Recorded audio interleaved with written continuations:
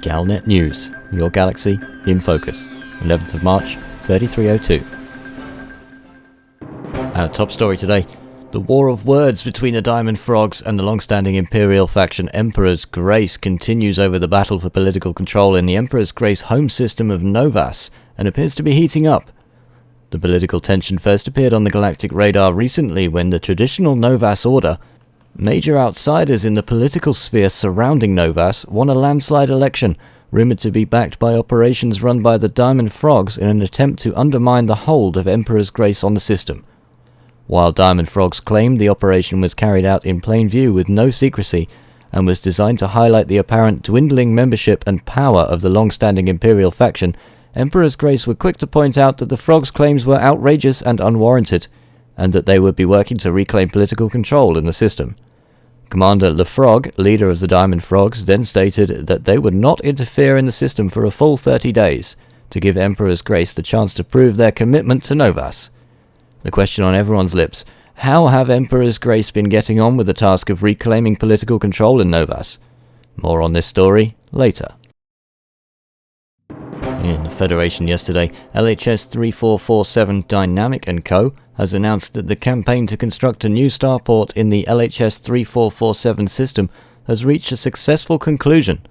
All the necessary materials for the starport have now been received, and the agitators disrupting delivery operations have been neutralized. A spokesperson for the Pilots Federation, which helped to organize the campaign, released a brief statement, saying, "Once again, the galaxy's independent pilots have demonstrated their remarkable commitment and resolve. This new starport will facilitate travel and trade throughout LHS 3447 and serve as testament to the dedication and altruism of the galactic community." Bluford Orbital is expected to open its doors in the next few days. This report from Commander Jack of the Buckyball Racing Club. Accusations of reckless endangerment have been levelled at the Buckyball Racing Club regarding its upcoming Spring Break Chauffeurs event. Commander Sene, the event organiser, had this to say: "The event is a community outreach program. There will be no first place or prizes. While it is true that the club will give performance scores to participating pilots, those scores will be based on the happiness and safety of the escorted students, not on distance travelled or speed." She went on to say, "All participants are Pilots Federation members, but some are still provisional, myself included. We appreciate that having a documented safety rating from a Grant Academics sanctioned event will help our careers. So we intend to respect our passengers and fly with the utmost care." Veteran Buckyball pilots will escort students from the Exegious campus of Grant Academics to the biggest tourism hotspots in the region between the 18th and 26th of March. Fellow broadcasters, the Lave Radio network, have announced that its campaign to create a new interstellar transmitter has been a resounding success. The galactic community responded enthusiastically to the campaign, delivering large quantities of Churbone's blood crystals to Lave's station for use in the new transmitter. In a brief statement, the network extended its gratitude to those who supported the campaign, saying, "We would like to thank all those who responded to our appeal and helped to keep us broadcasting. We promise to take better care of this transmitter and not to use its parts to fix the vending machine." The Lave Radio network confirmed that the new transmitter would be operational within a matter of hours. The Canonn Interstellar Research Group has launched a campaign to construct a state-of-the-art research outpost in the Col 285 Sector IXT D343 system to support its ongoing research into the unknown artifacts. As part of this initiative, the organization has placed an open order for palladium, promising to generously reward pilots who deliver the necessary materials to Thompson Dock in the Varati system. A spokesperson for the Canonn released a statement to the media, which said, "Given the failure of Professor Palin's recent attempt to establish a research outpost in the Maya system, I am aware that certain sections of the galactic community may receive our request with skepticism. But the fact is that the study of the unknown artifacts is still of great importance, and it is essential that a dedicated research outpost be established far from the civilian population where they can be safely investigated." The campaign began yesterday and will run for 1 week. If the final target is met earlier than planned, the campaign will end immediately. Federal President Zachary Hudson has announced plans to create a new arm of the Federal Navy known as the People's Navy, supported by local corporations rather than federal taxation. The Navy will be established with a new Farragut battlecruiser to be added to the 54th Fleet. The new vessel will be capable of transporting multiple federal corvettes in addition to boasting an array of heavy weaponry.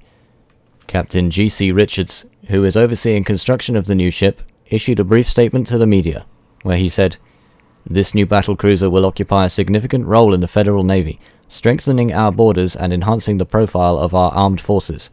In the interest of completing production as efficiently as possible, we have authorized the Beta Hydri Corporation to reimburse pilots who deliver essential supplies to our base of operations at Stevenson Base. This is an opportunity for those loyal to the Federation to support a vitally important initiative." The campaign began yesterday and will run for 1 week. Earlier this week, Disc Commander Felix Dyson of Radio Skortsvov claimed a recall election in Novas had gone in favor of the traditional Novas order, denying Emperor's Grace the political control they seek to regain in the system. In his fierce report, he also accused Emperor's Grace of underhanded tactics such as the spreading of voting eligibility misinformation and mudslinging in the local press, as well as illegal blockading of polling locations during the election and violence against citizens in the name of rooting out traitors to the Empire. Commander LaFrog, leader of the Diamond Frogs, asserts that his organization is a private security contractor in the area and declined requests for official comment, but did state that they would be working closely with system authorities to ensure the safety and well-being of civilians in Novas. Galnet asked Emperor's Grace for comment, and spokesperson Commander Logan responded. Commander Logan, thanks for joining us. Let's start with the elephant in the room. Diamond Frogs assert that Emperor's Grace are not a few hundred pilots strong. What is the current size of the outfit? Whilst Emperor's Grace do not have an interest in the views of any terrorist organisation, we are flattered but not surprised they show so much interest in our much respected and revered institution of the Empire.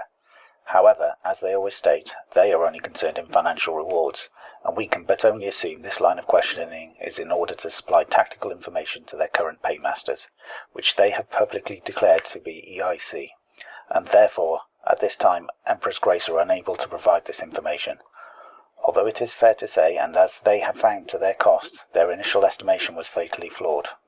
For other law-abiding Imperial pilots and factions, we always encourage them to do their duty to fight against tyranny and terrorism wherever it threatens the Empire, and they are always more than welcome to come and join the Emperor's Grace family, whether it be as active members of our faction, associated Imperial factions, or independently as citizens of the Empire, our coat membership.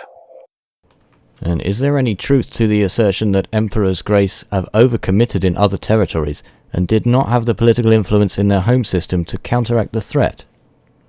It is true to say our loyal and brave pilots are always engaged in many campaigns, but the truth is that the influence of every controlling faction will suffer when terrorists attack civilians. What is important is to protect the innocent, restore peace as soon as possible, and most of all bring those responsible to justice. Can you give an overview of the current situation surrounding the home system as you see it? First of all, we have cleared Novus of the insurgents and continue to hunt down their terrorist counterparts. This is proving particularly difficult, as with any terrorist organisation, they hide in the shadows and use stealth manoeuvres in order to support the rebel faction. However, where they have been foolhardy enough to show themselves in open space, they have been routed and readily dispatched. The real question is, what are the reasons behind this unwarranted and unprovoked attack? The Diamond Frogs, clearly a terrorist organisation, have declared several times that they have been hired by the EIC, and we have seen an increased activity by their pilots in the system. Therefore, despite diplomatic efforts to restore peace on our side, we have to assume that we face not one but two enemy groups. We are calling for an Imperial investigation into EIC's role in this conflict, as rogue factions within the Empire cannot be tolerated and will always meet the same fate as was seen in the destruction of Emperor's Dawn. What's your organisation's stance on the Diamond Frogs, and what do you think of them? Diamond Frogs are a terrorist organisation. They are the enemies of Emperor's Grace, and therefore the enemies of the Empire, nothing more. And finally, obviously the loss of political control in the home system is a dent to Emperor's Grace's reputation. What is the plan to repair this damage? We are a very old and experienced faction. We have conquered and lost more star systems than we care to remember. However, we have never lost a strategically important asset, and we see this as a minor inconvenience. The battle has begun, but the war, should it last 1,000 years, will never be lost. Novus is our system, and always will be Emperor's Grace. That's the Galnet news for today. Tune in next time to keep your galaxy in focus.